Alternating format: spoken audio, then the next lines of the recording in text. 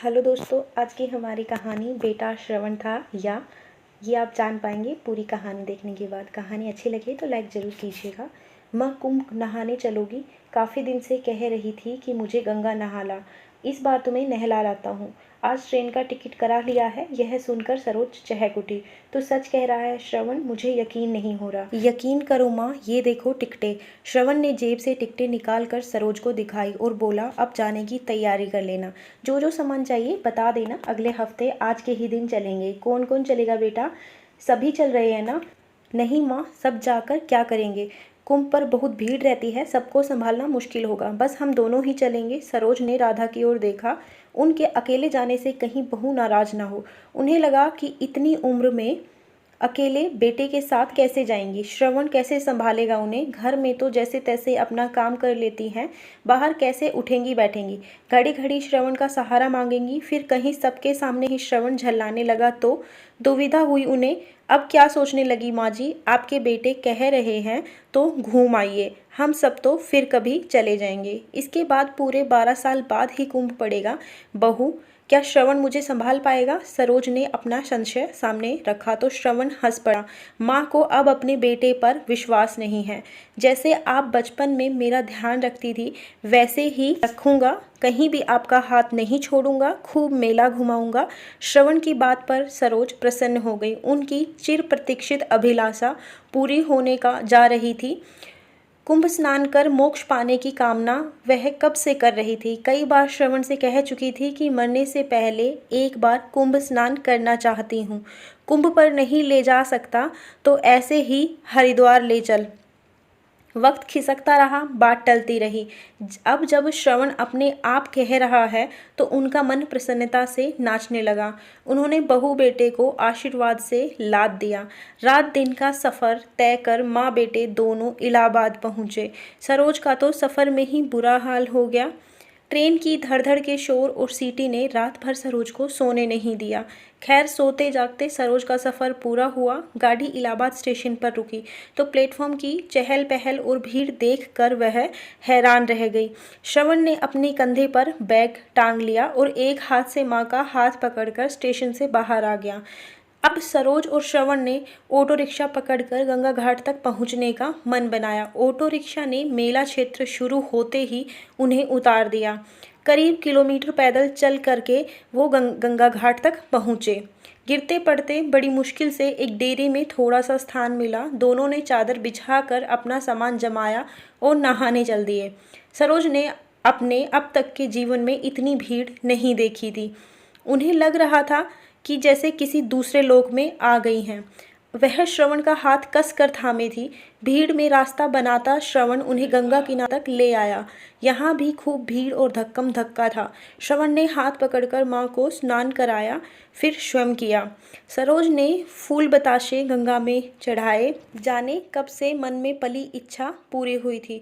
उन्होंने हाथ जोड़कर प्रार्थना की कि हे गंगा मैया, श्रवण सा बेटा हर माँ को देना। आज उसी के कारण तुम्हारे दर्शन कर सकी हूँ। श्रवण ने माँ को मेला घुमाया, खूब खिलाया पिलाया। थक गई हूँ, अब नहीं चला जाता श्रवण। सरोज के कहने पर श्रवण उन्हें डेरे पर ले आया। माँ, तुम आराम करो, मैं घूम कर अभी आया। थोड़े रुपए अपने पास रख लो। उसने मुँह पे थमाए। मैं इन रुपयों का क्या करूँगी? तू है तो मेरे पास। फिर 5-10 रुपए हैं मेरे पास। सरोज ने मना किया। वक्त बेवक्त काम आएंगे। तुम्हारा ही कुछ लेने का मन हो या कहीं मेले में मेरी जेब ही कट जाए तो। श्रवण के समझाने पर सरोज ने रुपए ले लिए। श्रवण चला गया और सरोज थैला सिर के नीचे लगा बिछी चादर पर लेट गई। उनका मन प्रसन्न था। श्रवण ने खूब ध्यान रखा है। लेटे लेटे उनकी आंखें झपक गई। जब खुली तो देखा कि सूरज ढलने जा रहा है और श्रवण अभी नहीं लौटा है। उन्हें चिंता हो गई। अनजान जगह अजनबी लोग श्रवण के बारे में किससे पूछे। वह डेरे से बाहर आकर इधर उधर देखने लगी। आदमियों का रेला एक तरफ तेजी से भागने लगा। वह कुछ समझ पाती कि चीख पुकार मच गई। पता लगा कि मेले में हाथी बिगड़ जाने से भगदड़ मच गई है। काफ़ी लोग भगदड़ में गिरने के कारण कुचलकर मर गए हैं। सुनकर सरोज का कलेजा मुंह को आने लगा। कहीं उनका श्रवण भी क्या इसी कारण अभी तक नहीं आया है? उन्होंने एक यात्री के पास जाकर पूछा, भैया यह किस समय की बात है? माँ जी हाथियों पर बैठकर स्नान करने जा रहे थे और पैसे फेंकते जा रहे थे। उनके फेंके पैसों को लूटने के कारण यह कांड हुआ। जो जख्मी हैं उन्हें अस्पताल पहुंचाया जा रहा है और जो मर गए हैं उन्हें सरकारी गाड़ी से वहां से हटाया जा रहा है। आपका भी कोई है? भैया मेरा बेटा 2 बजे घूमने निकला था और अभी तक नहीं लौटा है। उसका कोई फोटो है माँ जी? यात्री ने पूछा। फोटो तो नहीं है, अब क्या करूं? सरोज रोने लगी। माँ जी आप रो मत, देखो सामने पुलिस चौकी है, वहां जाकर पता करो। सरोज ने चादर समेटकर थैले में रखी और पुलिस चौकी पहुंचकर रोने लगी। लाउड स्पीकर में कई बार अनाउंस कराया गया। फिर एक सहर्द सिपाही अपनी मोटरसाइकिल पर बिठाकर सरोज को वहां ले गया जहां मृतकों को एक साथ रखा गया था। 1-2 अस्थायी बने अस्पतालों में भी ले गया जहां जख्मी पड़े लोग कराह रहे थे और डॉक्टर उनकी मरहम पट्टी कर रहे थे। श्रवण का वहां कहीं भी पता न था। तभी सरोज को ध्यान आया कि कहीं श्रवण डेरे पर लौट न आया हो और उनका इंतजार कर रहा हो, या उन्हें डेरे पर पाकर वह भी उन्हीं की तरह तलाश कर रहा हो। हालांकि पुलिस चौकी पर वह अपने बेटे का हुलिया बता आई थी और लौटने तक रोके रखने को भी कहकर आई थी। सरोज ने आकर मालूम किया तो पता चला कि उन्हें पूछने कोई नहीं आया था। वह डेरे पर गई, वहां भी नहीं था। आधी रात कभी डेरे में कभी पुलिस चौकी पर कटी। जब रात के 12 बज गए तो पुलिस वालों ने कहा, माँ जी आप डेरे पर जाकर आराम करो, आपका बेटा यहाँ पूछने आया तो आपके पास भेज देंगे। पुत्र के लिए व्याकुल सरोज उसे खोजते हुए डेरे पर लौट आई। चादर बिछाकर लेट गई, लेकिन नींद आंखों से कोसों दूर थी। कहाँ चला गया श्रवण? इस कुंभ नगरी में कहाँ कहाँ ढूंढेगी? यहाँ उनका अपना है कौन? यदि श्रवण ना लौटा तो अकेली घर कैसे लौटेगी? बहू का सामना कैसे करेगी? खुद को कोसने लगी। व्यर्थ ही कुंभ नहाने की जिद कर बैठी। टिकट ही तो लाया था श्रवण, यदि मना कर देती तो टिकट वापस भी हो जाते, ऐसी फजीयत तो ना होती। दिन निकला, वह नहाना धोना सब भूलकर सीधी पुलिस चौकी पहुंच गई। एक ही दिन में पुलिस चौकी वाले उन्हें पहचान गए थे। देखते ही बोले, माँ जी तुम्हारा बेटा नहीं लौटा। रोने लगी सरोज, कहाँ ढूंढूं, तुम ही बताओ।